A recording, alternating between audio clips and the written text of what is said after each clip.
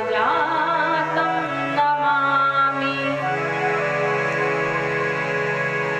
कृष्णाय वासुदेवाय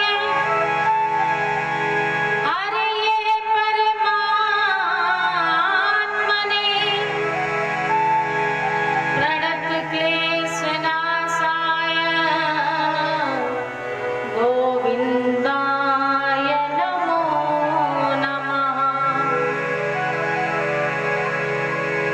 मेरी बहुबाधा हरो राधा नागरी सोय, जातन की झाई परे श्याम हरि पदुति हो। सच्चिदानंद रूपाय विश्वोत्पत्त्यादि हेतवे तापत्रय विनाशाय श्रीकृष्णाय वयं नमः। सब दारन को छाड़ के आयो तेरे द्वार,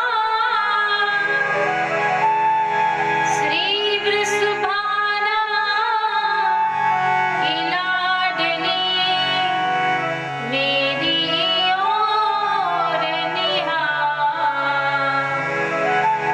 श्री राम को नाम लियो जब ते, तब ते मन मेरे मैसी बसी हूँ। और का नाम तो छाड़ दियो प्रभु, तेरे ही नाम में भेंट कसी है। जाऊं कहाँ पद पंकज छाड़ के, प्रभु पद जल जाल में मीन फंसी है। अब ऐसी करो जमे लाज रहे, यदि मेरी हंसी तो तुम्हारी हंसी है।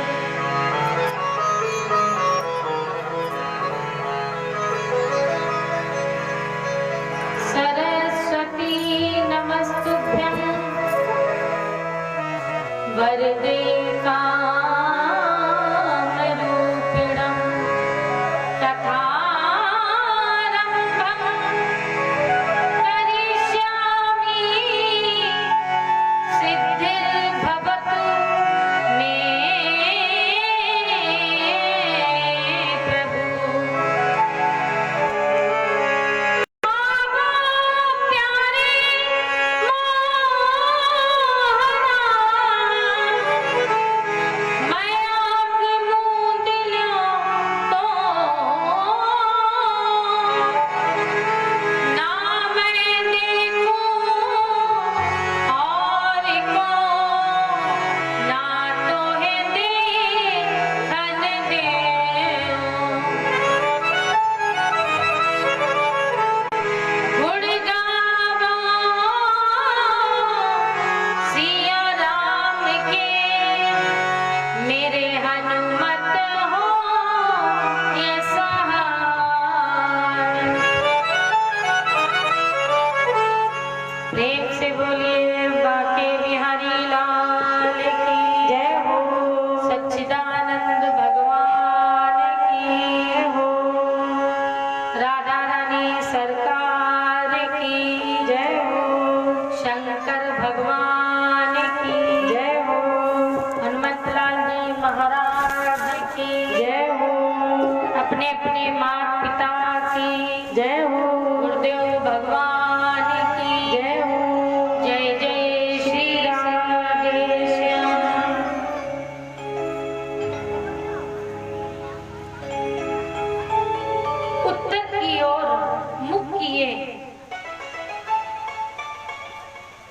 ऐसा लगता है मानो कि जीवन में उत्तर प्राप्त करना चाहते हैं परीक्षित जी महाराज, और अपने आचार्य अवधूत संत श्री सुखदेव जी से श्रीमद् भागवत महापुराण की पावन कथा का अमृत पी रहे हैं। सुखदेव जी ने परीक्षित जी से कहा कि महाराज, आपको लगातार बैठे हुए 4 दिन हो गए, वैसे तो 5वां दिन है आज का, लेकिन परीक्षित जी से कहा कि लगातार बैठे हुए आपको 4था दिवस हो गया है। यदि आपकी इच्छा हो तो जल आप पी सकते हैं। परीक्षित जी ने कहा कि महाराज, एक बार जल पीने की इच्छा हुई जब, तब तो मुझसे इतना बड़ा अधर्म हो गया, मेरा धर्म चला गया। तब से हम जल पीने की इच्छा ही नहीं करते, जल पीने की इच्छा ही हमने त्याग दी। और गुरुदेव परीक्षित जी सुखदेव जी से कहते हैं, गुरुदेव महाराज, जब कथाओं का अमृत पीने को मिल रहा है तो अब जल की क्या आवश्यकता है? भाई, जब कथा का अमृत मिल रहा हो तो जहां अमृत मिल रहा हो वहां जल का क्या अर्थ है? वहां जल की कोई आवश्यकता नहीं। सुखदेव जी जानना चाहते थे कि परीक्षित जी के मन में वो कामना अभी है कि नहीं है। कथा से वो कामना परीक्षित जी की खत्म हुई कि अभी भी कोई इच्छा उनके मन में रह गई। परीक्षित जी ने मना किया। शुक्राचार्य जी बड़े प्रसन्न हुए, सुखदेव महाराज बहुत प्रसन्न हुए। परीक्षित जी के ऐसे वचनों को सुनकर सुखदेव जी अति प्रसन्न हुए। कल के प्रसंग में हम लोगों ने चरमों उत्कर्ष पर कथा को प्रणाम किया था। कथा का चरण था 28 प्रकार के नरकों का वर्णन। जब सुखदेव जी ने 28 प्रकार के नरकों का वर्णन किया तो परीक्षित जी का मुख सूख गया। बोले, महाराज, ये व्यवस्था क्या मेरे लिए भी है?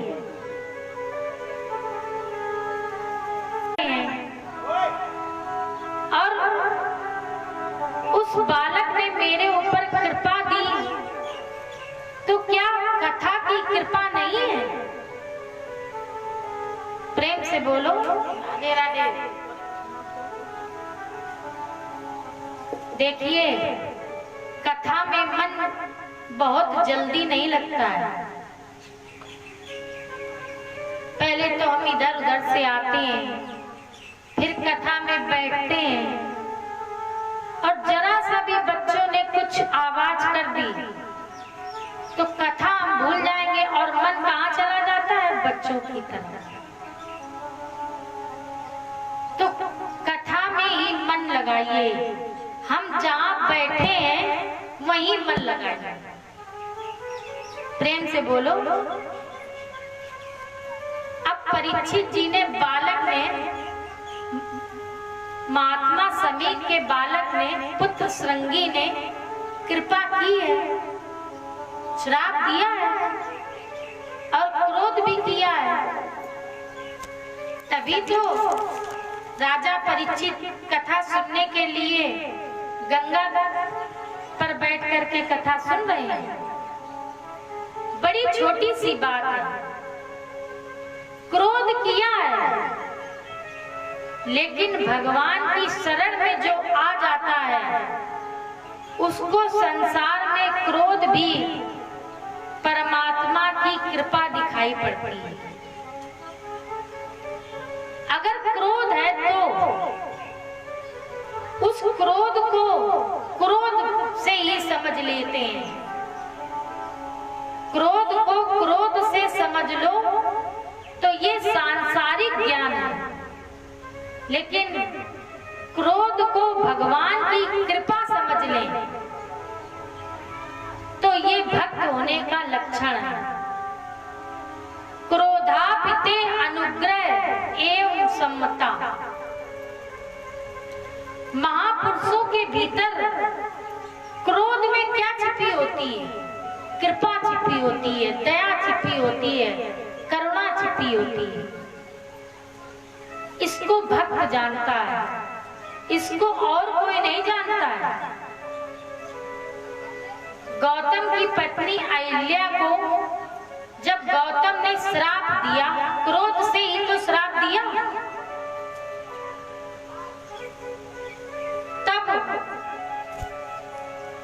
तब ये अहिल्या नहीं जान पाई।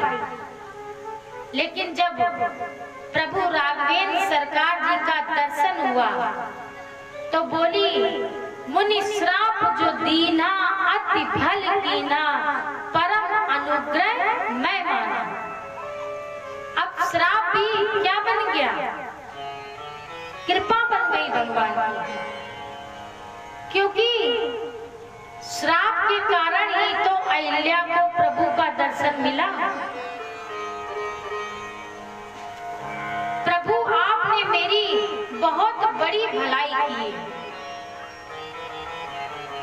और परमात्मा के प्रत्येक भगवान के नियम है, नियम को समझ लेना चाहिए कि भक्त को यदि कष्ट मिले तो उसमें भी समझना कि कहीं ना कहीं प्रभु की कृपा छुपी हुई है। परीक्षित जी महाराज बोले कि कोई उपाय बताइए कि नरक में न जाना पड़े। तब सुखदेव जी ने उपाय बताया। इसी प्रसंग पर, इसी कथा के प्रसंग पर हम लोगों ने कल प्रणाम किया था। यहाँ तक की सुंदर पावन कथा हम सभी भक्तों ने श्रवण की थी। तो आइए यहीं से चर्चा प्रारंभ करें। और बात बहुत छोटी सी थी, उत्तर बहुत कम शब्दों में है कि अगर कोई नरक में न जाना चाहे, जीवन भर जिसने पाप किए हो,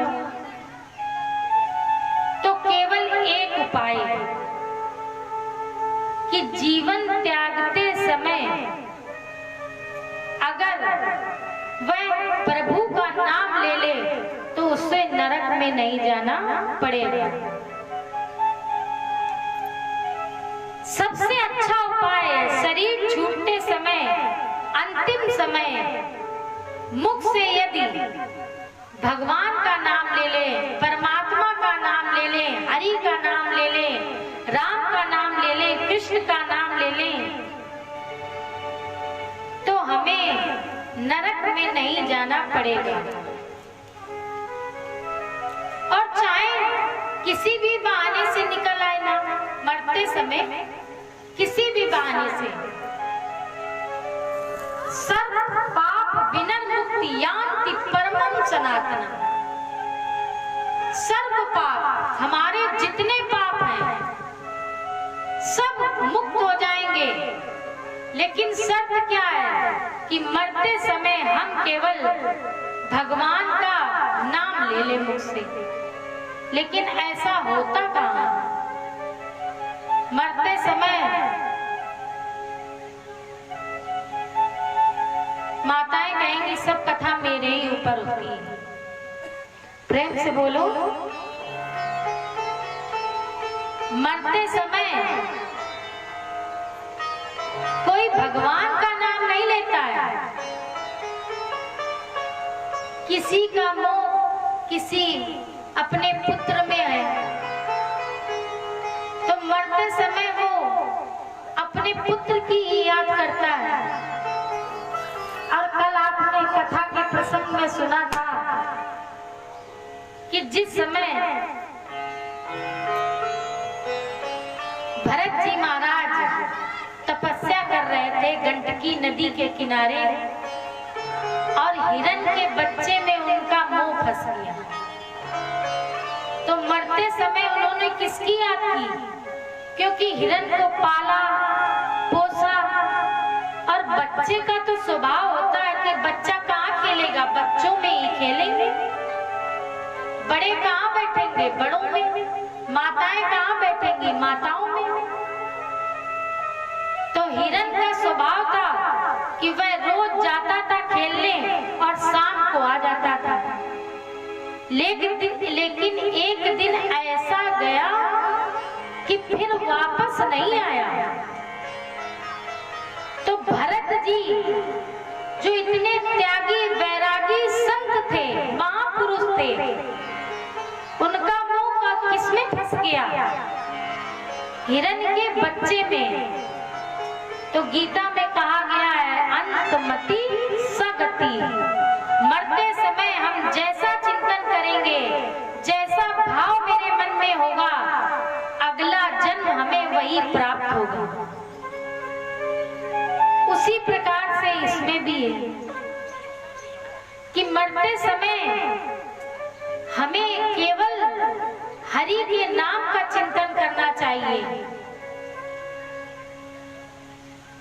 और लेकिन यह नाम इतना कठिन है कि मुख से निकलता ही नहीं है।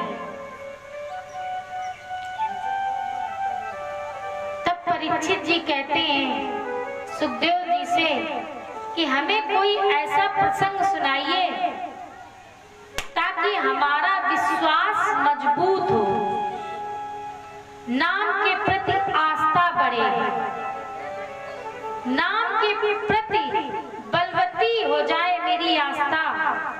ऐसा कोई प्रसंग सुनाइए।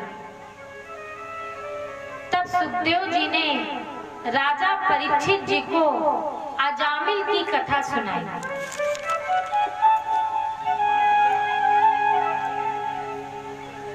तो हम लोग भी अजामिल का चरित्र सुने। उसके पहले कलौ कीर्तनम श्रेष्ठा, कलयुग में सबसे श्रेष्ठ क्या है? कलौ कीर्तनम, कलयुग में श्रेष्ठ है कीर्तन। भगवान को प्राप्त करना है तो बहुत ही सरल उपाय है, केवल ठाकुर जी के नाम का कीर्तन करते चले। जिस नाम में हमारी आस्था हो, भाई कोई कृष्ण को पूजता है, कोई दुर्गा जी को पूजता है, कोई काली की उपासना करता है, कोई राम की उपासना करता है, कोई भक्त हनुमान का होता है, उनकी उपासना करता है। तो हमारी आस्था जिस नाम में बलवती हो, जिस नाम में हमारी श्रद्धा हो, उसी नाम का हमें जप करना चाहिए। और चलते फिरते, भाई हम राह में चल रहे हैं तो चलते फिरते हम भगवान का नाम का जप कर सकते हैं। मन से करना पड़ेगा और वह सीढ़ी पार हो जाएगी। ये सीढ़ी 3 प्रकार की है, वाचिक, उपांश और अपजा। अजया वाचिक, वाणी से कहते हैं राम राम, वाणी से राम राम। और उपांश में केवल होंठ हिलते हैं, मुख मुख से आवाज नहीं आती। और अजया, अजया में जब वो नाम जपते हैं तो जपते जपते नाम हमें सिद्ध हो जाता है। तो बिना जपे नाम भीतर से जपता रहता है। किसी किसी को सिद्धि हो जाती है तो वह ऊपर से नहीं बोलता है और अंदर से ही उसके भगवान का नाम का स्मरण चलता रहता है। जिसकी जितनी साधना होती है वह वहीं तक पहुंच पाता है। तो आइए दो पल प्रभु के नाम का संकीर्तन करें, उन्हें पुकारें और इसके बाद अजामिल की कथा को हम लोग श्रवण करें।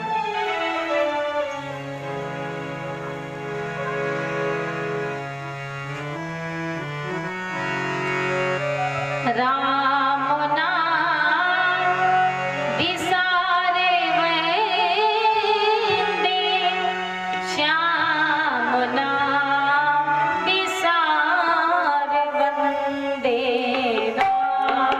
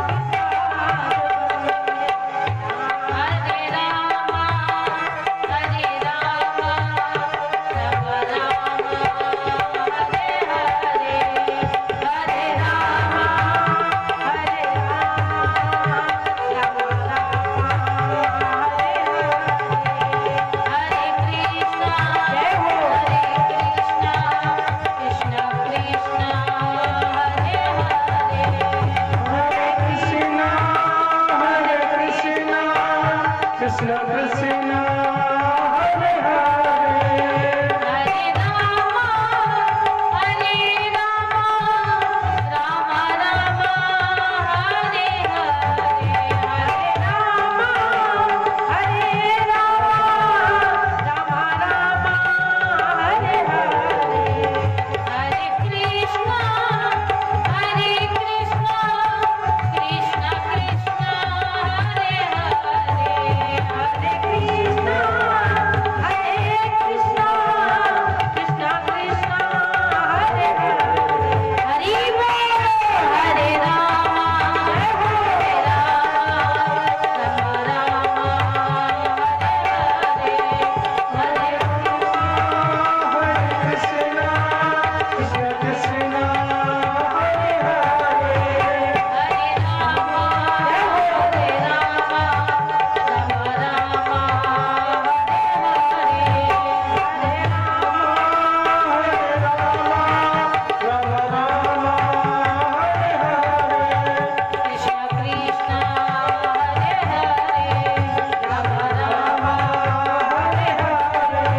कृष्ण कृष्ण हरे हरे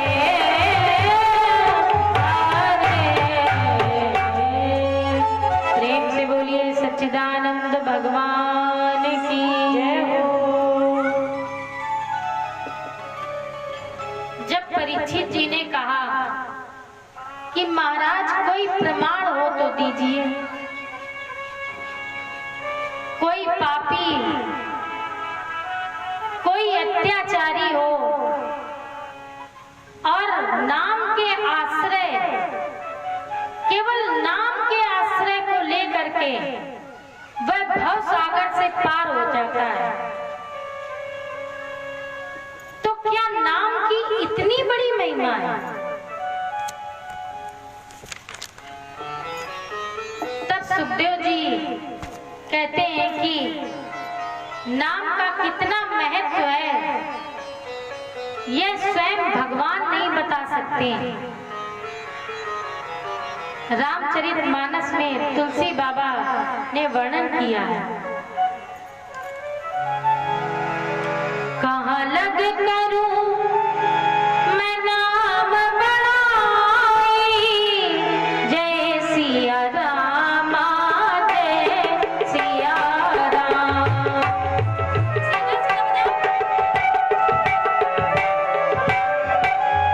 कहाँ लग करूं मैं नाम बड़ाई, जय सिया राम जय सिया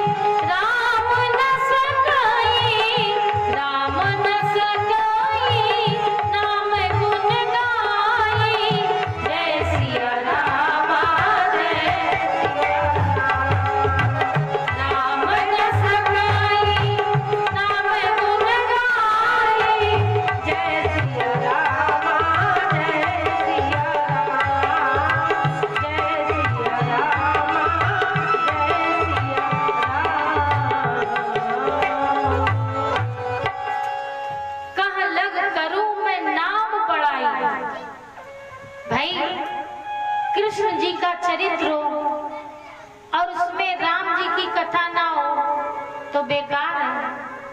शालिग्राम के चरित्र में तुलसी दल का तो होना अति आवश्यक है। जिनका ये नाम है वह भगवान भी अपने नाम की महिमा का गान नहीं कर सकते। इसमें हम आपको एक कथा सुनाएं। एक बार जब लंका पर चढ़ाई करने के लिए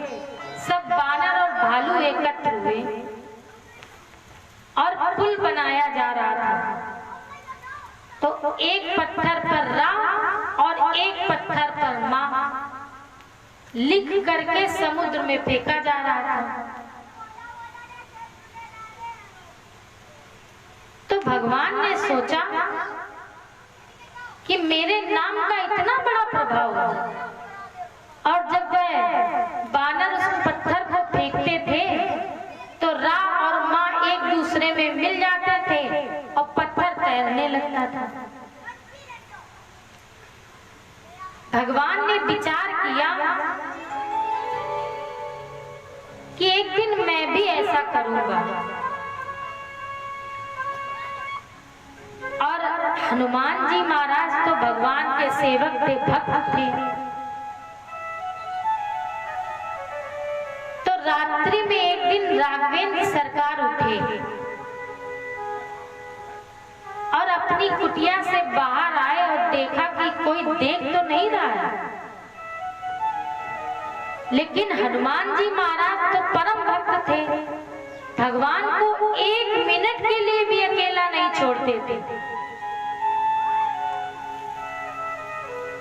राम जी आगे बढ़े और वहीं समुद्र पर पहुंचे, लेकिन हनुमान जी पीछे पीछे गए कि भगवान हमें देख न पावे, पीछे पीछे चल रहे हैं। और हनुमान जी एक पेड़ के पीछे छुप गए। भगवान ने एक विशाल पत्थर उठाया और उसको समुद्र में जैसे ही फेंका तो वो पत्थर क्या हुआ, डूब गया। प्रभु ने इधर उधर देखा कि किसी ने देखा तो नहीं। अरे मेरा नाम लिख करके बानर भालू पत्थर फेंकते हैं तो वह पत्थर तैरने लगता है। अगर हमें ऐसा करते हुए देखेंगे तो फिर ये मेरे नाम को नहीं जपेंगे। भगवान ने फिर उससे छोटा पत्थर उठाया, उस छोटे पत्थर को भी समुद्र में फेंका तो वो भी पत्थर डूब गया। अब भगवान हताश हो गए और इधर उधर देखा प्रभु ने कि किसी ने हमें ये करते हुए देख तो नहीं लिया। तो भगवान वहां से चल पड़े कुटिया की तरफ, और जो ही कुटिया की तरफ चले तो बीच में हनुमंत लाल जी महाराज मिल गए। भगवान को प्रणाम किया और बोले कि प्रभु आप क्या करने गए थे? तो प्रभु बोले बस ऐसे ही घूमने गया था। तो हनुमंत लाल जी बोले अरे बताइए तो कि आप वहां किस लिए गए थे? तो प्रभु बोले हनुमान तुम्हें मैं ये बात बता रहा हूं लेकिन तुम किसी से कहना मत। हनुमान जी ने कहा हाँ प्रभु मैं किसी से आपकी ये बात नहीं कहूंगा। तब प्रभु राघवेंद्र सरकार ने संपूर्ण बात बतलाई कि मैंने एक बड़ा पत्थर विशाल पत्थर उठाया और उसको समुद्र में फेंका तो वह डूब गया। फिर हनुमान जी मैंने एक छोटा पत्थर उठाया उसको भी मैंने फेंका समुद्र में तो वो भी डूब गया। हनुमान जी ने जब प्रभु की पूरी बात सुनी तो बोले प्रभु अब आप मेरे साथ चलिए। भगवान को लेकर के हनुमान जी महाराज फिर समुद्र के पास आ गए और एक विशाल पत्थर था। उस विशाल पत्थर को देखा तो हनुमान जी कहने लगे कि प्रभु आप इसको अपने चरणों से केवल थोड़ा सा धक्का दीजिए, थोड़ा सा सहारा कीजिए जो ये जल में चला जाए। भगवान ने अपने चरणों का जो ही सहारा दिया तो वह पत्थर तैरने लगा। प्रभु बोले कि हनुमान इसमें क्या भेद है? हनुमान जी बोले कि प्रभु, जिसको आप अपने हाथ से उठा करके फेंक देंगे वो तो डूब ही जाएगा, लेकिन जिसको आपके चरणों का सहारा मिल जाएगा वो इस भव सागर से पार हो जाएगा। प्रेम से बोलिए, भगवान के नाम की इतनी बड़ी महिमा है कि भगवान स्वयं अपने नाम की महिमा को नहीं जानते, क्योंकि ब्रह्म राम ते नाम बड़। भगवान न मिले, लेकिन भगवान का जो नाम है उसी में हमें अपनी आस्था रखनी चाहिए। ब्रह्म राम ते नाम बड़। नाम बड़ा है क्योंकि जो रूप है वह किसके अधीन है? वह नाम के अधीन है। रूप तो चला जाता है लेकिन नाम रह जाता है। नाम सदैव बना रहता है और रूप चला जाता है। सुखदेव जी बोले, न गंगा न गया न काशी न सेतुर न चा पुष्करा, जिब्राग्ये वर्तते यस्य हरि अक्षरम द्वयम्। जिसकी जीभ पर भगवान के नाम के मात्र 2 अक्षर राम या कृष्ण, वह गंगा स्नान कर पाए कोई बात नहीं, वह तीर्थों में जा पाए न जा पाए कोई बात नहीं। अब जानबूझ के नहीं, गंगा निकट है फिर भी हम नहाने नहीं जा रहे हैं जानबूझकर, तो गारंटी नहीं है।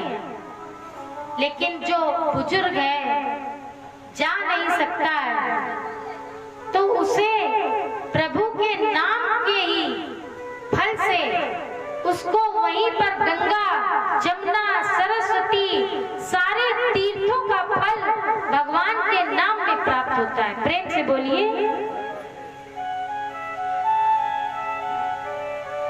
गया जी में कोई न जाए, किसी भी तीर्थ में न जाए, लेकिन कौन व्यक्ति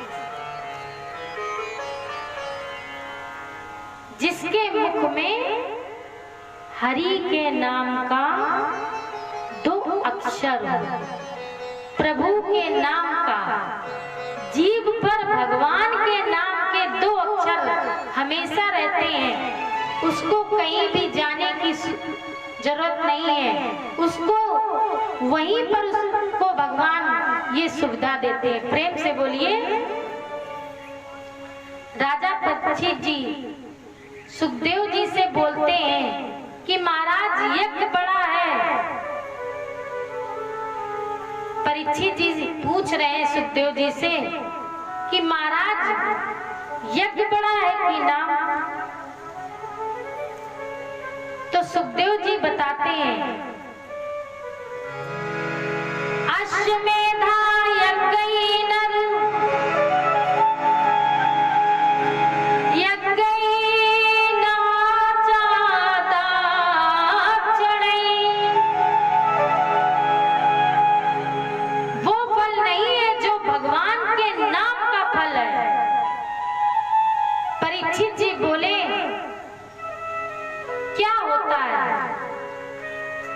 नाम किसके किसके द्वारा जपना चाहिए, इसका अधिकारी कौन है? तो कहा ब्राह्मणों, क्षत्रिय, वैश्य, स्त्रियां, शूद्र, अन्य जाति। ब्राह्मण भी प्रभु के नाम का जप कर सकते हैं, क्षत्रिय भी प्रभु के नाम का जप कर सकते हैं, वैश्य भी प्रभु के नाम का जप कर सकते हैं, शूद्र लोग भी भगवान के नाम का, परमात्मा के नाम का, ईश्वर के नाम का जप कर सकते हैं। अन्य जातियां, अन्य जात के जो लोग हैं वह भी इस नाम का जप कर सकते हैं। ब्राह्मण, क्षत्रिय, वैश्य, स्त्री, शूद्र, अन्य जात के लोग भगवान के नाम का जप कर सकते हैं। सर्वव्याप विनर्मुक्ति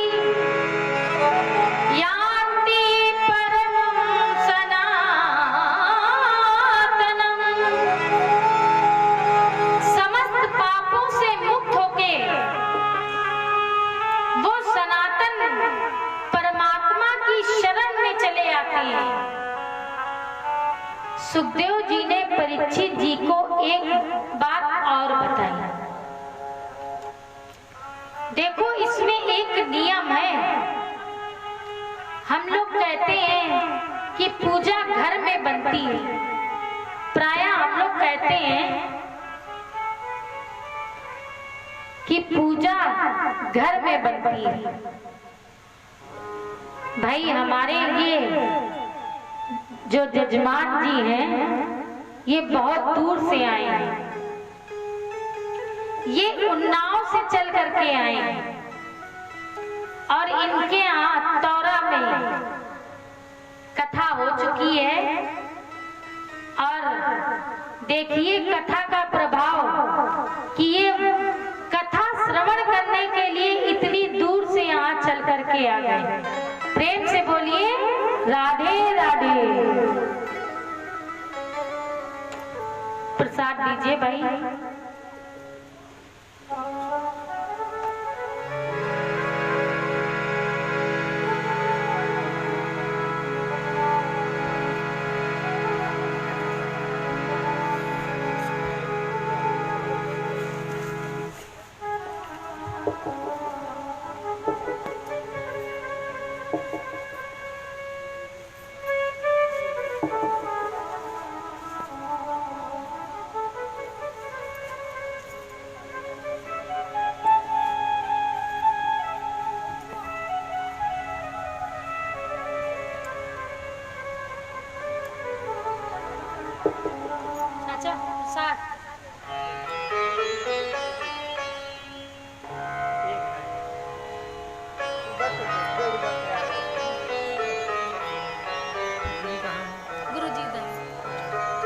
भाई, एक लोग गुरु जी के पास हमारे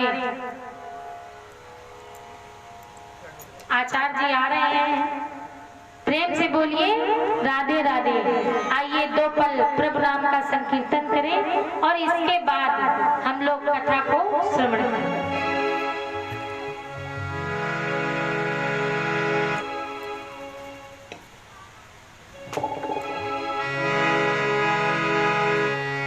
बूटी हरि के नाम की सबको पिला के पी। बूटी हरि के नाम की सबको पिला के पी। पीने की तमन्ना है, पीने की तमन्ना है, खुद को मिटा के पी। बूटी हरि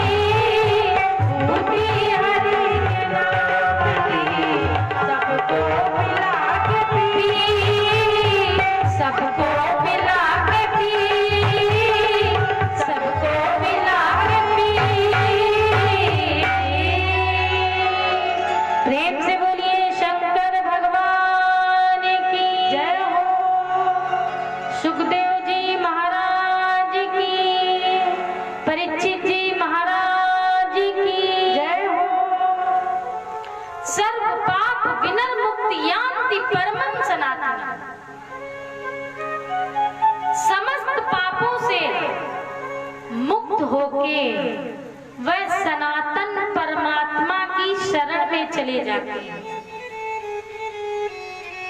सुखदेव जी ने परीक्षित जी को एक बात और बताई। देखो, इसमें एक नियम है। हम लोग कहते हैं कि पूजा घर में नहीं बन पाती है। प्रायः माताएं, पुरुष भी कहते हैं कि पूजा तो अपने ही घर में बनती है, दूसरे के घर में पूजा पाठ नहीं बनता है, बन नहीं पाता है।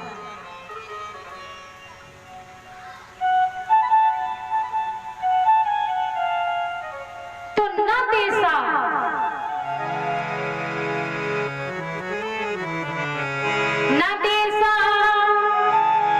देश का कोई बंधन नहीं, देश का पूजा में कोई बंधन नहीं। न काला, काल माने समय, समय का भी कोई बंधन नहीं कि नहीं हम सुबह ही पूजा करेंगे, प्रातः काल ही पूजा करेंगे।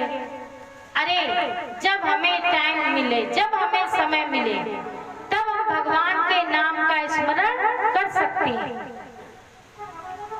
अगर मान लीजिए हम सो रहे हैं और रात्रि में हमारी नींद खुल गई, आधी रात्रि में, अब हमें नींद नहीं आ रही है,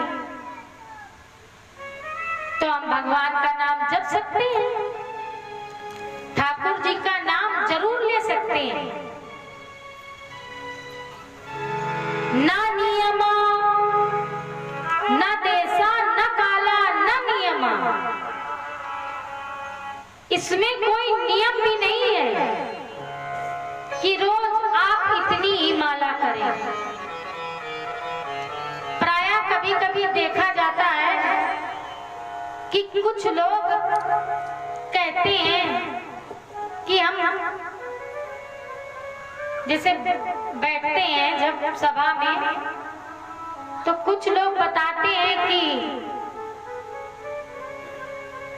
गुरुजी हम रोज 10 माला करते हैं।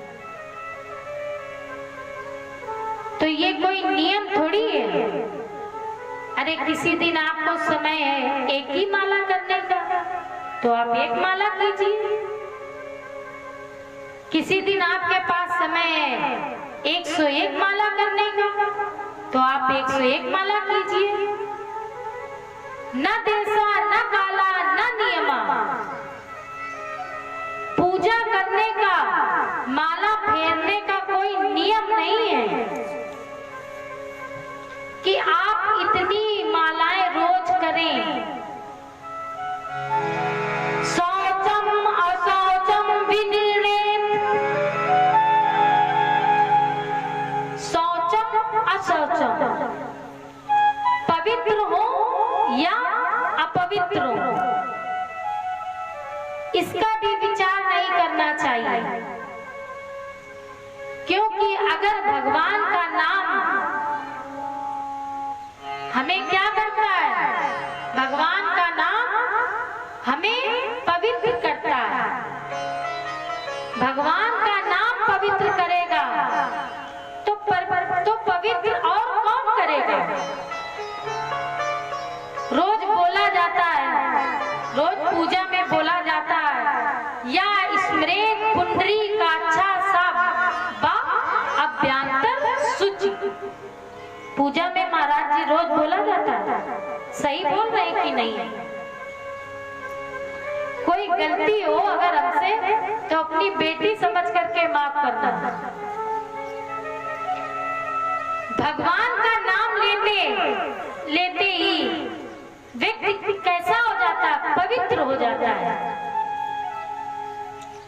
पानी से हम स्वच्छ हो सकते हैं, जल से हम स्वच्छ हो सकते हैं, साफ हो सकते हैं, लेकिन पवित्र नहीं हो सकते हैं।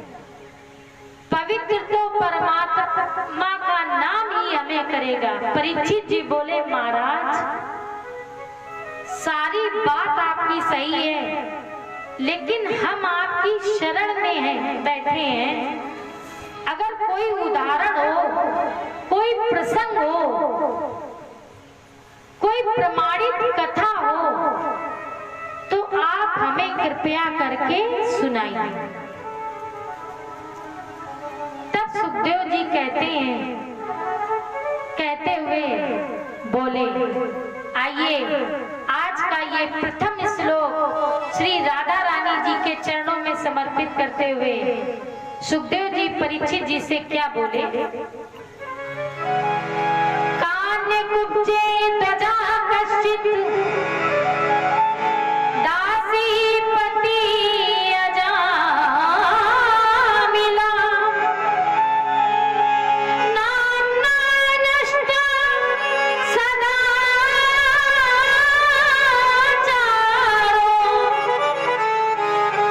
दास्या संसर्ग दूषिता। कान कुब्जे ध्वजा कश्चित,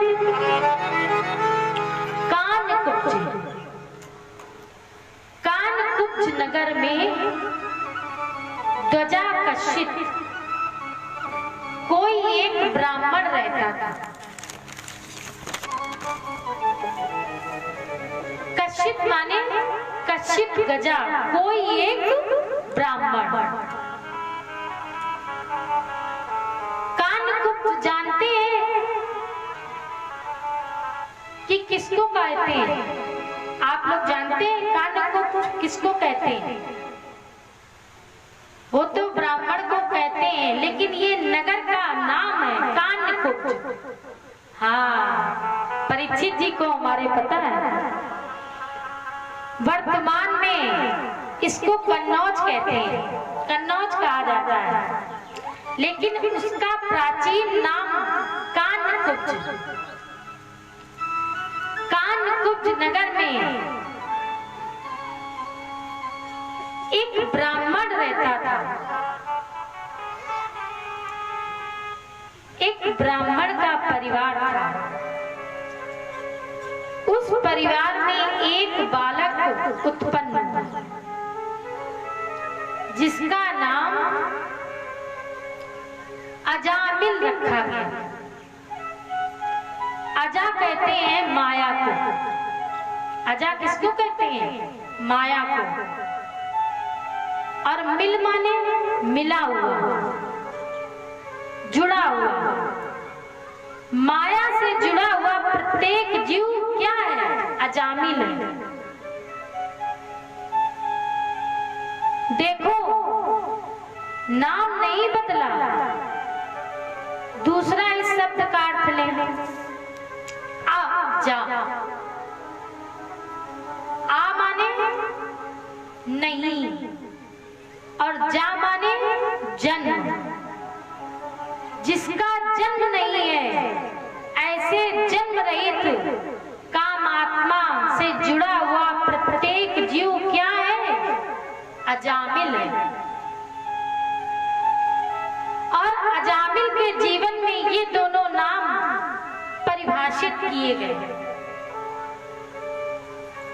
पहला नाम माया से जुड़ा, फिर मायापति से जुड़ा। परीक्षित जी इस अजामिल में अपना सदाचार, अपना ब्राह्मणत्व, अपना धर्म, अब इसके जरा कार्य सुन लीजिए। इसके कार्य कौन कौन से थे? अजामिल की अवस्था 88 वर्ष की थी। अजामिल की अवस्था 88 वर्ष की हो गई और ये राहगीरों को बांध लेता था और उनका धन छीन लेता था। सुखदेव जी कथा सुनाते हुए बोले कि परीक्षित, अजामिल जुआ भी खेलता था और जुए में जब हारने लगता था तो ये छल भी करता था, और यदि जीत गया तब तो जीत ही गया और हार गया तो भी जीत गया। छल करके धन ले लेता था।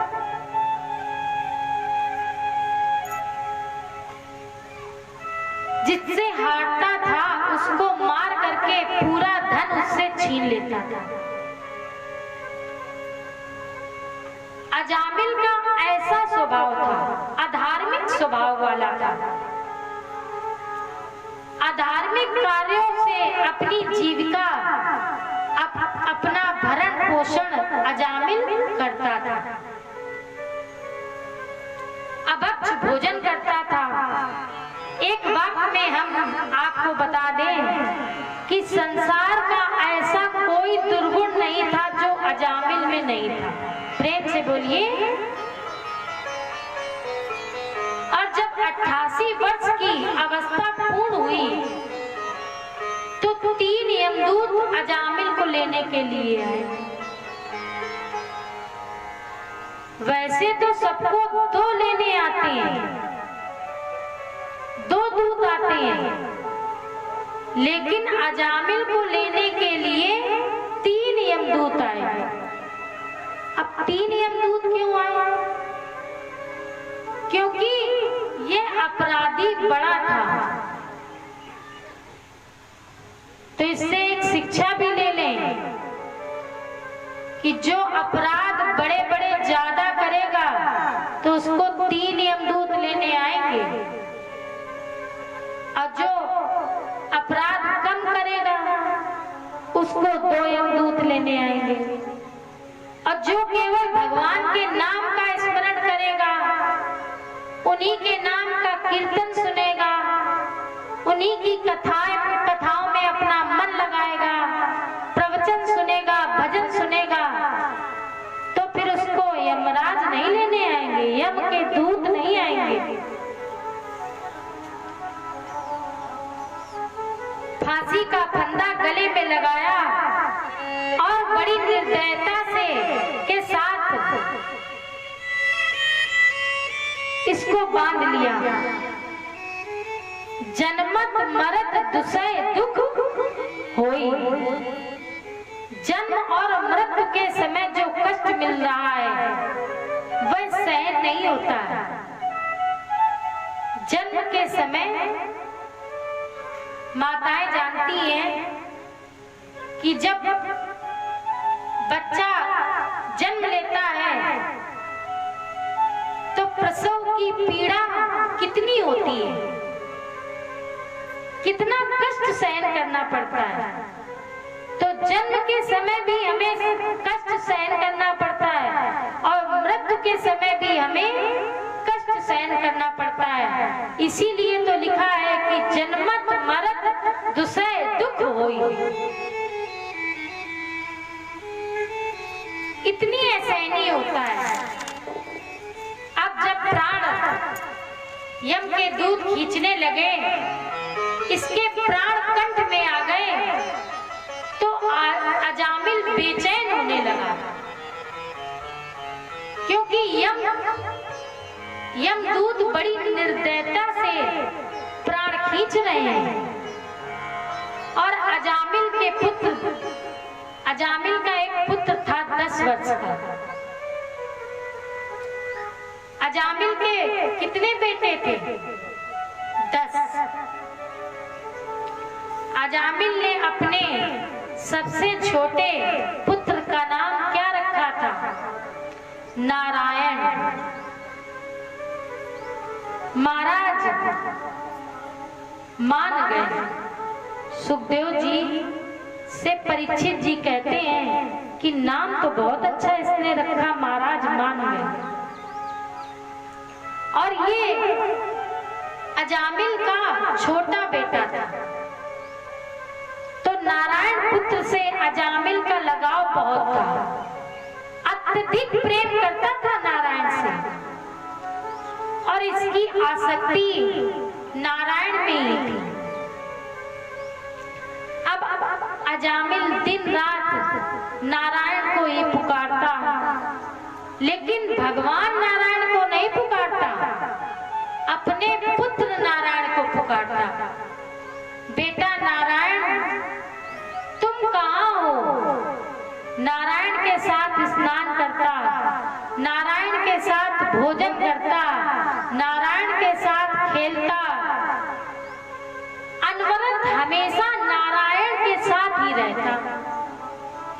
शुकाचार्य जी बोले, राजन, जब इसके प्राण खिंचने लगे, जब ये व्याकुल होने लगा, तो इसने अपने पुत्र नारायण को पुकारा दुख भरी आवाज से। परीक्षित जी जैसा कुशल श्रोता भागवत का तो प्रश्न किया कि महाराज, अभी अभी महाराज आपने बताया कि नारायण तो 24 घंटे अजामिल के साथ रहता था, अजामिल के निकट रहता था, तो जब पास में था तो फिर क्यों पुकारा? तब सुखदेव जी उत्तर देते हैं कि ये संयोग था कि जब पुकारा, हो सकता है कि अत्यधिक प्रिय हो, वह समय पर वहां ना हो, और अजामिल का लगाव नारायण से अत्यधिक था। हो सकता है ये खेल कूद में कहीं चला गया हो। तो सुखदेव जी ने फिर राजा परीक्षित जी को एक श्लोक सुनाया। दूरे क्रीडान सत्यम बाले हृदय नारायण, दूरे क्रीडान सत्यम। वह बालक अजामिल का पुत्र नारायण उस दिन बहुत दूर खेलने के लिए निकल गया, बालकों के साथ निकल गया और वह दूर खेल रहा था। तो इसने करुण भरी आवाज से, दुख भरी आवाज से नारायण नारायण पुकारने लगा। और भैया, जिसकी जान खतरे में हो तो उसके तो नेत्रों से आंसू बहेंगे और उसकी आवाज लड़खड़ाएगी। तो लड़खड़ाती हुई आवाज, दुख भरी आवाज से इसने कहा, बेटा नारायण, बेटा नारायण, मेरी रक्षा करो, मेरी रक्षा करो। सुखदेव जी कहते हैं कि जैसे ही इसने ये कहा तो निशम बिरियमाणो, क्योंकि अजामिल के प्राण जा रहे थे, प्राण कंठ में थे, और लड़खड़ाए हुए स्वरों में नारायण शब्द का उच्चारण कर रहा था। तो ये दुख भरी आवाज पुत्र नारायण ने तो नहीं सुनी, लेकिन ये दुख भरी आवाज भगवान नारायण के कानों तक पहुंच गई। प्रेम से बोलिए नारायण भगवान की। और जो ही ये दुख भरी आवाज नारायण के कानों में पहुंची तो भगवान ने अपने पार्षदों को आज्ञा दी कि जाओ अजामिल की रक्षा करो। पार्षदों ने भी ये आवाज सुनी, मियमाणस्य, मरने के बाद, मरते समय ये आवाज इसके मुख से निकली। तो ये आवाज सुनकर के भगवान के पार्षदों ने विचार किया कि ये मेरे ठाकुर जी का कोई प्रिय भक्त है जो मेरे प्रभु को पुकार रहा है, और ये प्रिय भक्त संकट में है, तभी तो उन्हें पुकार रहा है। लेकिन शर्त एक है कि अंतिम समय यदि हम भगवान का नाम बोलेंगे तो भगवान ठाकुर जी की कृपा हमें जरूर प्राप्त होगी। प्रेम से बोलिए। लेकिन अंतिम समय निकलेगा कब? तो इसका एक उपाय है। अगर बचपन से ही अभ्यास मजबूत करें, बचपन से ही हम लोगों को भगवान की कथाएं सुननी चाहिए। पहले के बुजुर्ग क्या करते थे कि जब रात्रि होती थी तो शाम को अपने घर के बच्चों को एक जगह बिठाते थे। और मैंने अपने बाबा से सती का चरित्र आज के 20 साल पहले सुना था। मेरे बाबा सबको बिठा करके कथाएं सुनाया करते थे। तो पहले के बुजुर्गों में ये आदत थी कि सब बच्चे एक साथ बैठ करके और बुजुर्गों से कथाएं सुनते थे, प्रवचन सुनते थे, तो उनमें अच्छे संस्कार आते थे। अब तो माताओं में ही भेद हो जाता है। पहले चाचा और पिता में कोई अंतर नहीं होता था, लेकिन अब जब बड़ी अम्मा आ जाती हैं तो अंतर अपने आप आ जाता है, क्योंकि वह रात्रि में अपने पति के कान फूंक देती हैं और अपने पुत्र से, भाई अगर भाई और भाई में विरोध है तो इसमें भतीजे का क्या काम है। और ये शिक्षा हम आप लोगों को दे भी रहे हैं। जितनी हमारी यहाँ पर बहनें हैं, हमारे बच्चे जितने भी छोटे हैं हमसे, वह इस शिक्षा को जरूर माने कि भाई भाई, चाची चाची या माता चाची में, देवरानी जिठानी में या भौजाई में कितनी भी लड़ाई हो जाए, लेकिन आप लोग कभी बोलना मत बंद करना। प्रेम से बोलो, क्योंकि आपको तो दूसरे के घर जाना है, आप क्यों बुराई लेंगी। जितने दिन रहना है प्रेम से रहिए, क्योंकि एक दिन तो सबको चला जाना है इस संसार को छोड़ करके। तो ऐसा कुछ करके जाइए जिससे आपकी याद की जाए। और ऐसा मत करिए कि माता जी की लड़ाई हो गई चाची से, तो माता जी तो बोलने लगी लेकिन भतीजी नहीं बोल रही, तो उस भतीजी की कोई याद नहीं करेगा और कहेगा अच्छा रहा चली गई, बहुत घमंडी थी। तो अपने स्वभाव में परिवर्तन लाइए और सदैव बड़ा बड़ा ही रहेगा और छोटा छोटा रहेगा। इस बात का हमें सदैव ध्यान रखना चाहिए। प्रेम से बोलिए। अभ्यास करना चाहिए। अगर बचपन से ही हम भगवान के नाम का अभ्यास करेंगे तो हमारी नींव मजबूत होगी। और एक वाक्य दूसरा बताते हैं, हमारे जीवन में जिस काम का अभ्यास अधिक होगा, अब तो मान लो ट्रैक्टर से खेत जुतने लगे हैं, पहले बैल से खेत जुतते थे, बैलगाड़ियां चलती थी।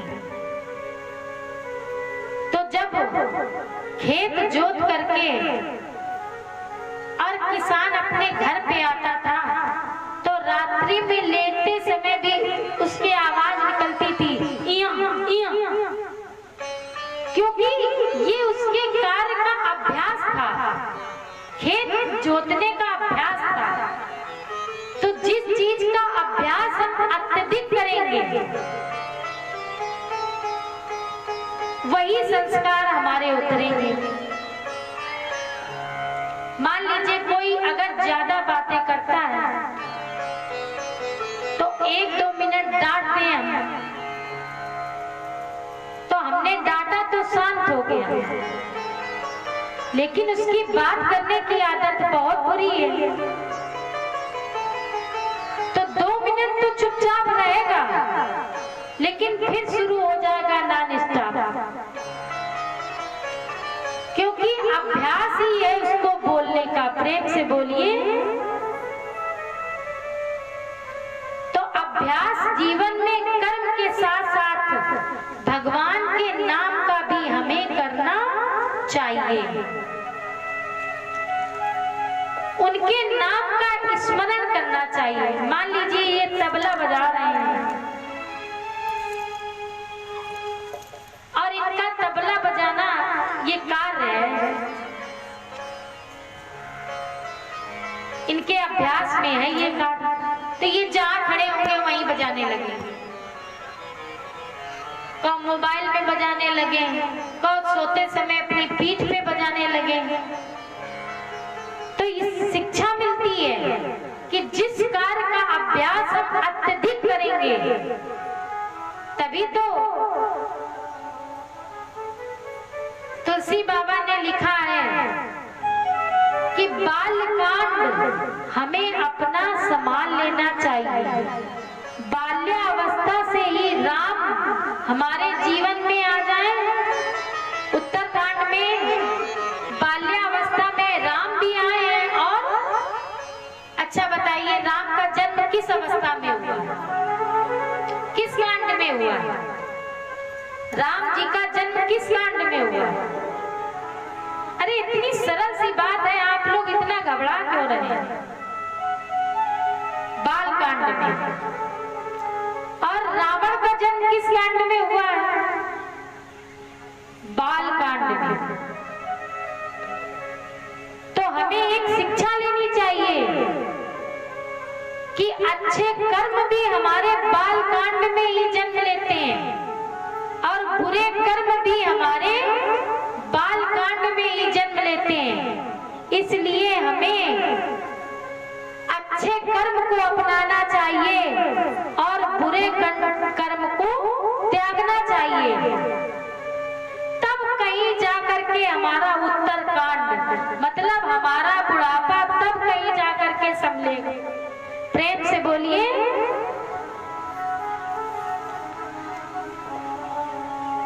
सुखदेव जी कहते हैं, राजन, और मैंने भी आपसे प्रार्थना की कि बचपन से ही प्रारंभ कर दो, तब हमारा अंत संभलेगा। तो हमें अनवरत, लगातार, हमेशा, सदैव भगवान के नाम का स्मरण करना चाहिए। तो जब हम लगातार, निरंतर भगवान के नाम का स्मरण करेंगे तो ये हमें सहज सिद्ध हो जाएगा। भाई, जिस कार्य को हम निरंतर करने लगेंगे, मान लीजिए कोई सुंदर कांड रोज करता है, वैसे तो सुंदर कांड करने में 1.5 घंटे लगेगा, लेकिन जो नित्य करता है वो मात्र 20 मिनट में सुंदर कांड पूरा समाप्त कर देगा। और एक दिन ऐसा आएगा कि सुंदर केवल रख लेगा और सुंदर कांड उसको पूरा सिद्ध हो जाएगा। तो जो कार्य हम हमेशा, निरंतर, सदैव करेंगे वह हमें सहज रूप में प्राप्त हो जाएगा, सहज और सिद्ध हो जाएगा।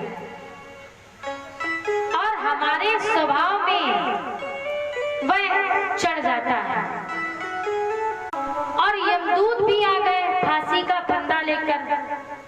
तो यमदूतों से कहा भगवान के पार्षदों ने कि ये तो भगवान का भक्त है।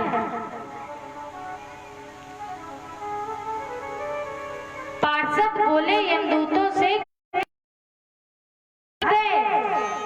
ये यमलोक नहीं जाएगा, ये वैकुंठ को जाएगा। यमदूत बोले कि ये भगवान का भक्त है, क्या ठाकुर जी के ऐसे ही भक्त होते हैं?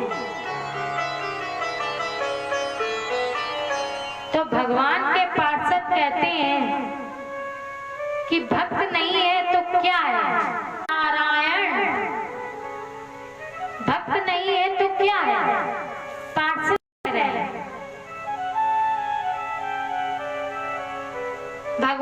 पार्षदों ने यमदूत को उत्तर दिया। तब यमदूत बोले कि अब हमसे सुनो, इससे बड़ा अत्याचारी कोई नहीं है, कोई नहीं होगा। मरते समय इसके मुख से प्रभु का नाम निकल जाए तो इसके सारे पाप नष्ट हो जाते हैं और वह व्यक्ति पवित्र हो जाता है। यमराज ने कहा कि जाओ, अजामिल पापी है, अजामिल की जीवनी हम तुम्हें बताते हैं। और भले पार्षद, अजामिल पहले पिता का भक्त था। अजामिल पहले क्या था? पिता का भक्त था। प्रेम से बोलो। कथा से एक शिक्षा मिलती है,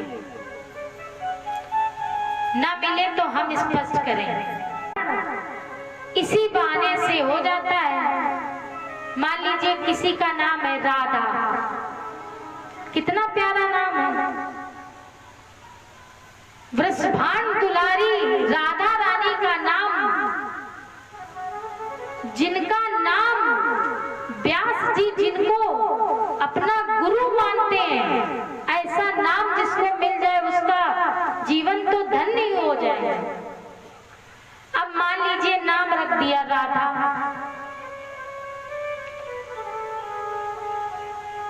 तो बहू बोली इतना बड़ो नाम, मेरी लली को इतना बड़ा नाम रख दो।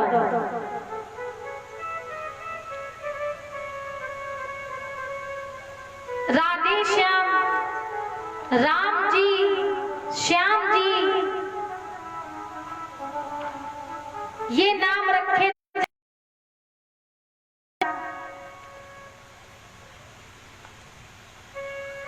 राम जी, श्याम जी, दशरथ जी ने भी अपने पुत्र का नाम क्या रखा था?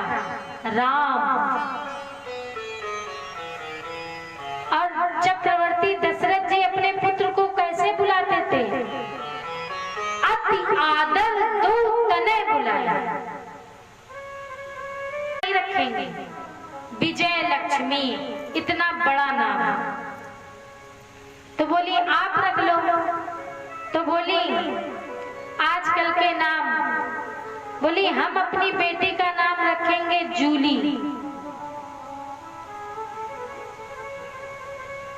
कोई नाम रखता है 1 2 3 का पता ही नहीं, किसी का नाम बंटी, बबली। तो जैसा नाम हम रखेंगे वैसे ही आचरण हमें आएंगे।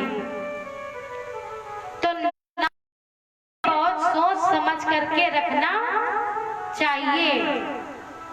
अभी भी हमारे यहाँ बुजुर्ग हैं, और पहले नामकरण संस्कार होता था। अब नामकरण संस्कार बहुओं ने सब खत्म कर दिया, नई परंपराएं आ गई।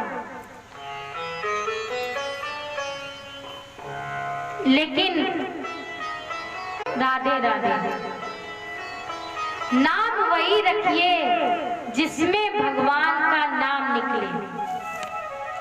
अब दूसरी शिक्षा कथा से और क्या मिलती है कि ये मत सोचो हमारी अवस्था इतनी हो गई है अब हम से पाप नहीं होंगे। अरे कभी कभी को बुढ़ापे में पाप हो जाए।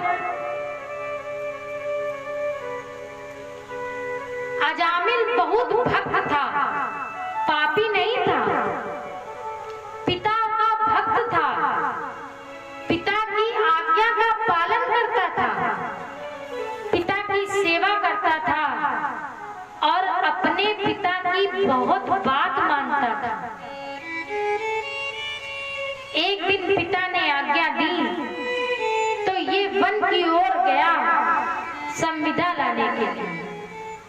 लकड़ियां लाने के लिए गया और पिता के लिए पुष्प लाने के लिए गया। व्यास जी महाराज भागवत में वर्णन करते हैं।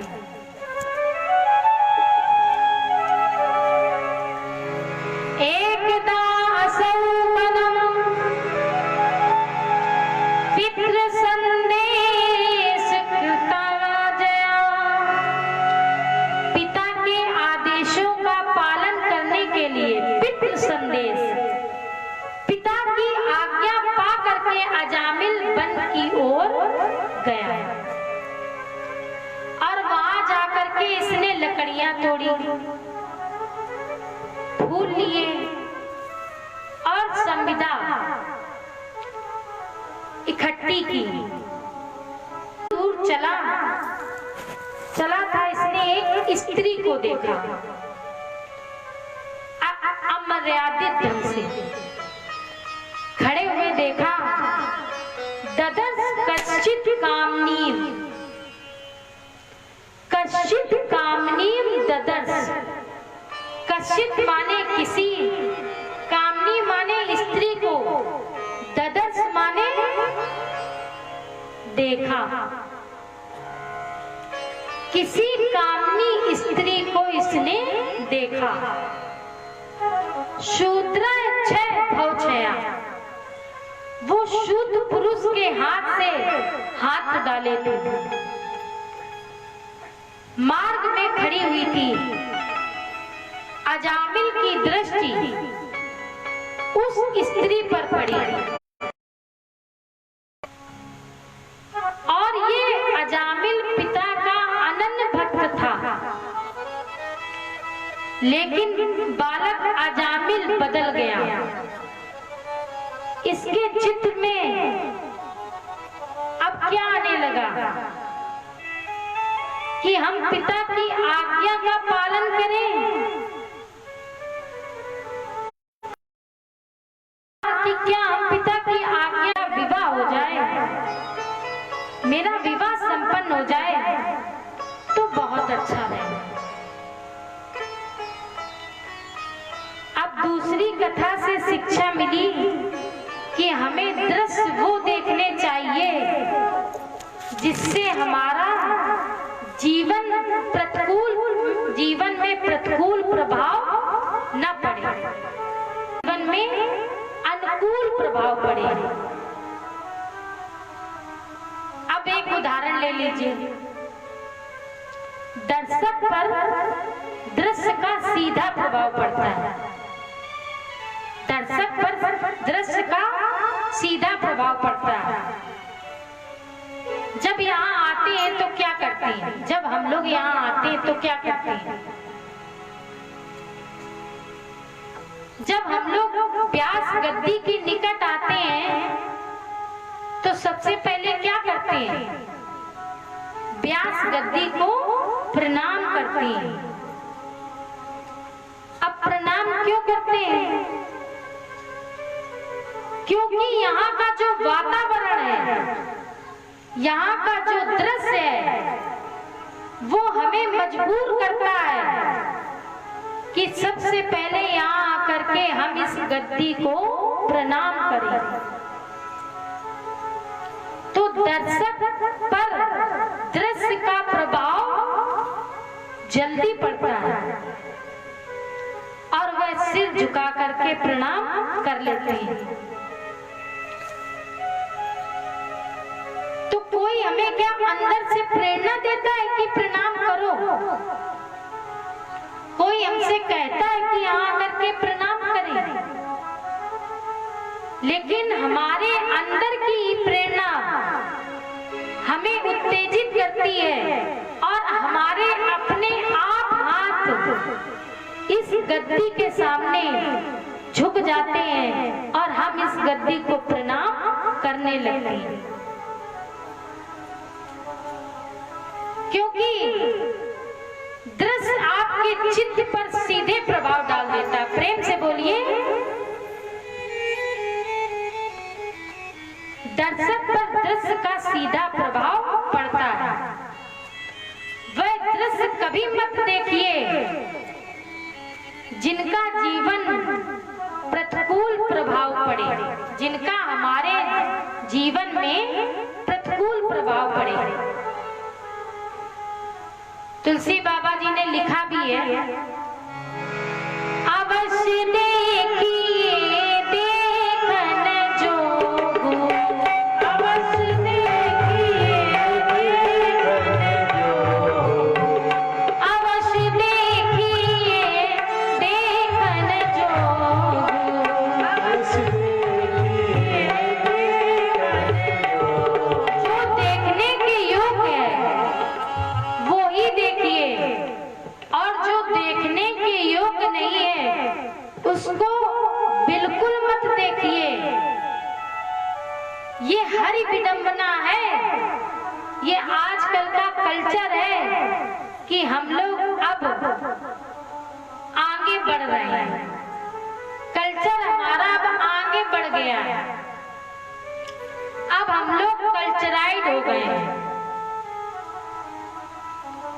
दूरदर्शन, उपग्रह, अब तो वो टीवियां भी खत्म हो गई हैं जो पहले बहुत बड़ी बड़ी आती थी।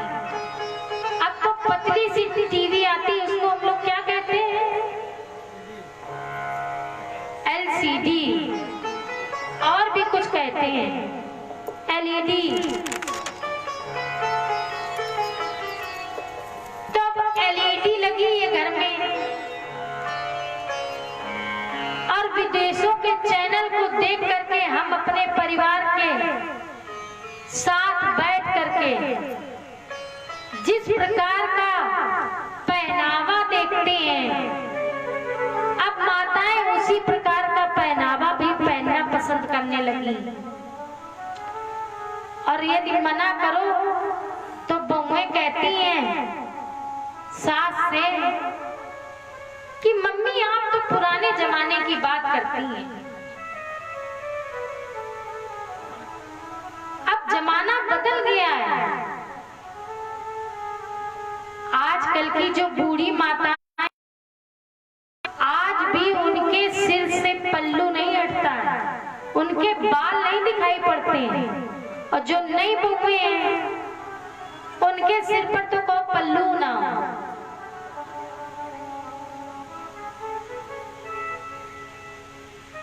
और यदि सास मना करे तो भैया जो शाम को मिलती हैं तो वो नहीं मिलेंगी, फिर कैसी मिलेंगी, खरी। कहती जल्दी भोजन बना लो, जिसको खाना खाना हो खा लो, देखो मेरा सीरियल आने वाला है। और नहीं तो फिर हमसे 30 मिनट कोई बात नहीं करना।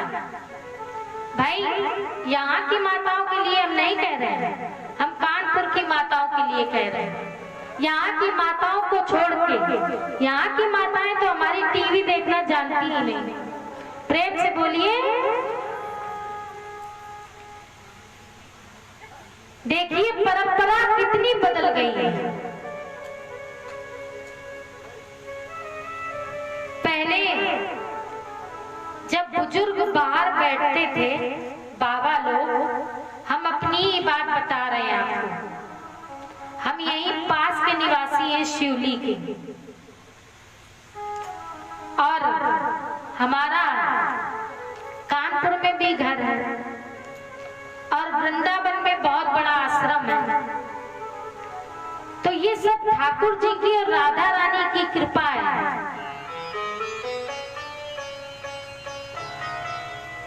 तो मेरे बाबा, हम ताराचंद स्कूल में पढ़ते थे, और यदि कभी कदार हम बाल खींचने अगर दरवाजे पे खड़े हो जाते थे, कक्षा 6 की बात आपको बता रहे हैं, तो मेरे बाबा मुझे बहुत चिल्लाते थे कि जो बात दरवाजे पे बाल खींच रही है। लेकिन अब मर्यादाएं सब खत्म हो चुकी हैं। पहले की बेटियां दूसरे बुजुर्गों को इतना डरती थी कि हम उधर से नहीं जाएंगे, फलाने के बाबा बैठे हैं वो हमसे आपसे पूछेंगे कि कहाँ जा रही है, आना जाना तो बहुत दूर दूर तक होता है। राजस्थान, हरियाणा, पंजाब, लुधियाना, हम कई देशों में जाते हैं। तो अब पहले के जब आज से कम 50 वर्ष पहले, 40 वर्ष पहले, लेकिन हमारे सामने भी ऐसा हुआ है कि जब हम किसी के घर में प्रवेश करते थे तो कमरे में सबसे पहले शंकर जी का चित्र, विष्णु जी का चित्र, दुर्गा जी का चित्र कमरे में लगे मिलते थे। लेकिन अब हम किसी के घर में जब प्रवेश करते हैं तो दुर्गा जी टंगी हो चाहे न टंगी हो, लेकिन बंबई वाले जरूर टंगे मिले। करिश्मा कपूर, जिसकी जिसमें श्रद्धा हो, किसी की श्रद्धा करिश्मा कपूर में है तो भैया अपना करिश्मा कपूर को टांगे, किसी की श्रद्धा रवीना टंडन में है, किसी की श्रद्धा सलमान खान में है। तो अब जिसकी जिसमें श्रद्धा हो, तो हम तो आपसे यही कहेंगे, मानना ना मानना ये आपकी मर्जी है कि अब आप अपनी श्रद्धा भगवान में लगाइए, क्योंकि कुछ भी साथ में नहीं जाता है। साथ में जब जाता है तो क्या जाता है? परमात्मा का नाम।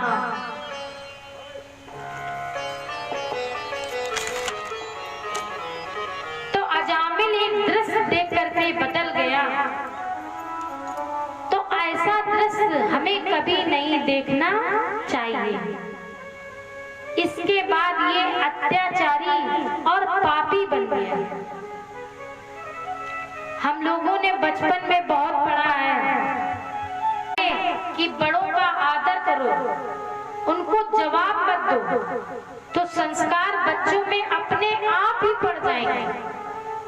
क्योंकि बच्चे तो अबोध होते हैं, जैसा हम करेंगे वैसा ही वो देखेंगे और वही देख करके वही संस्कार उनमें उपजेंगे। अब बेटियां विदेशी संस्कारों के कपड़े पहनने लगी हैं। पहले ये भी नहीं चलता था। पहले बहुत अनुशासन था, अब अनुशासन की परंपरा चली गई है। तो परीक्षित जी कथा सुनाते हैं कि आप यदि सदाचारी हैं, आपका चरित्र अच्छा है, तो सबसे आचरण अच्छा है कि मौन आचरण। अगर मान लीजिए हम कुछ कह नहीं पा रहे हैं तो हम मौन हो जाए। पुरुष यदि सभा में चला जाए तो उसको देख करके सब खड़े हो जाते हैं, क्योंकि उसका आचरण बोलता है। जनकपुर में जिस समय खड़बड़ हुई, ले छुड़ाए सी कहा को, धनुष टूट गया। जैसे ही परशुराम जी आए तो परशुराम जी ने कुछ कहा नहीं। गोस्वामी तुलसी बाबा जी वर्णन करते, देखते रघुपति वेश कराला,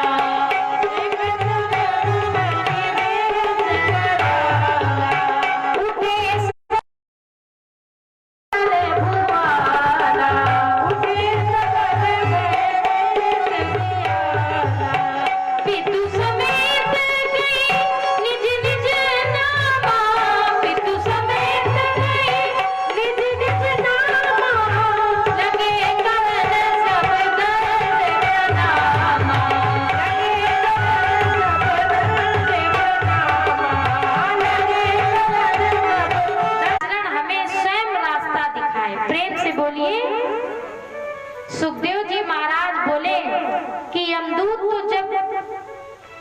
जवाब देने लगे तो भगवान के पार्षदों ने कहा, सुनो, इसने जिंदगी में और आधे जीवन में जीने के बाद अपराध किया है,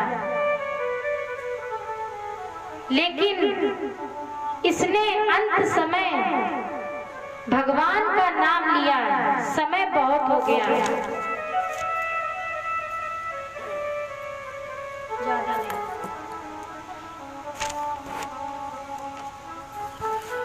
इसने तो मरते समय हरि का नाम लिया। यदि व्याध हारम, व्याध माने बहाने से, यदि बहाने से किसी भी मजबूरी से किसी भी परिस्थिति में मरते समय भगवान का नाम मुख से निकल जाए तो करोड़ों जन्मों की हिंसा करने वाला भी वैकुंठ को जाता है। प्रेम से बोलो,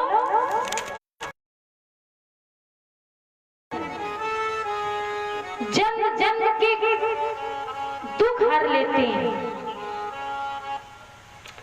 उसी समय शरण गए प्रभु ताऊ न त्यागा, विश्व दो कृत अग जे लागा।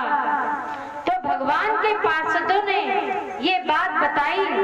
यमदूत बोले कि हम अपने यमराज जी से आना चाहिए, तुम्हें वहां से भाग आना चाहिए। यमराज कहते हैं अपने यमदूतों से कि अपने यहाँ ये सिद्धांत है। तो यमदूत कहते हैं यमराज से कि ये सिद्धांत तो आपने हमें बताया नहीं था कि अगर कोई नारायण का नाम ले तो उस जगह से हमें लौट आना चाहिए।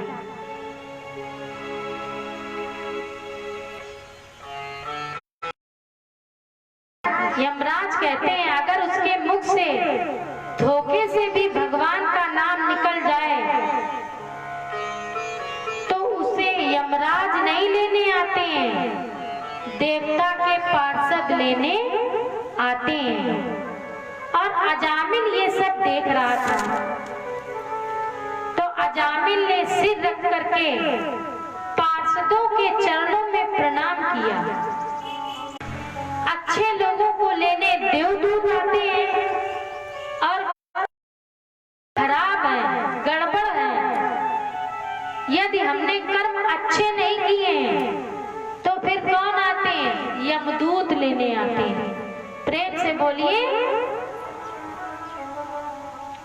देवदूत आपकी प्रशंसा करते ले जाते हैं। और यमदूत कैसे ले जाते हैं? यमदूत खींच करके और कोड़े लगाते हुए कि महाराज एक बात बताओ, जब इतना पापी था तो इसने अपने पुत्र का नाम नारायण क्यों रखा? सुखदेव जी बोले, अयोध्या से 4 संत चले वृंदावन की ओर। तो रात्रि हो गई। जब हो गई तो कन्नौज में पूछा कि यहाँ कोई कर्मकांडी ब्राह्मण रहता है? तो बालक बोले कि अजामिल है और बहुत ही धार्मिक है और बहुत ही अच्छा कर्मकांडी ब्राह्मण है। तो ये ब्राह्मण सब अजामिल के यहाँ पहुंच गए। प्रेम से बोलिए, संतों ने अजामिल के परिवार को भी भोजन दिया।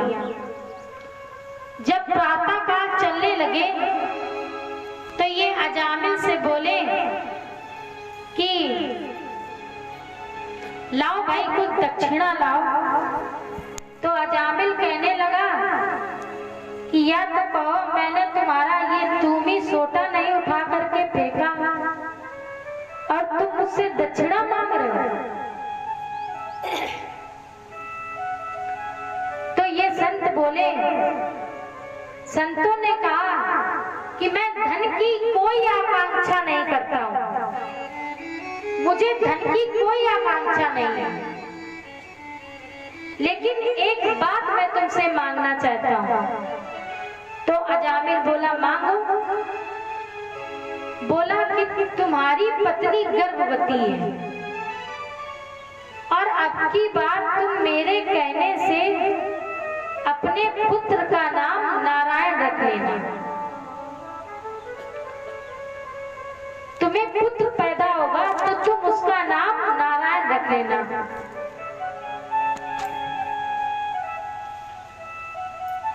तो संतों के कहने से अजामिल ने अपने छोटे पुत्र का नारायण नाम रखा, जिस कारण से अजामिल को कहाँ का पद मिला? वैकुंठ धाम मिला। तो नाम की इतनी बड़ी महिमा है। दोहावली में वर्णन है, तुलसी अपने नाम को रोए भजो चाहे खींच, खेत परे पर जामी है उल्टे सीधे बीज। चाहे खेत में आप ऐसे ही बीज डाल दें तो भी उत्पत्ति होगी, और चाहे उसको गाड़ दें तो भी उत्पत्ति होगी।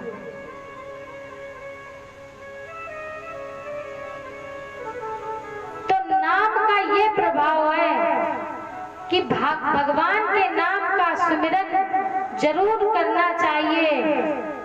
भाव कुभाव अनक आलसौ, नाम जपत मंगल दिसि। नाम का इतना बड़ा प्रभाव है, चाहे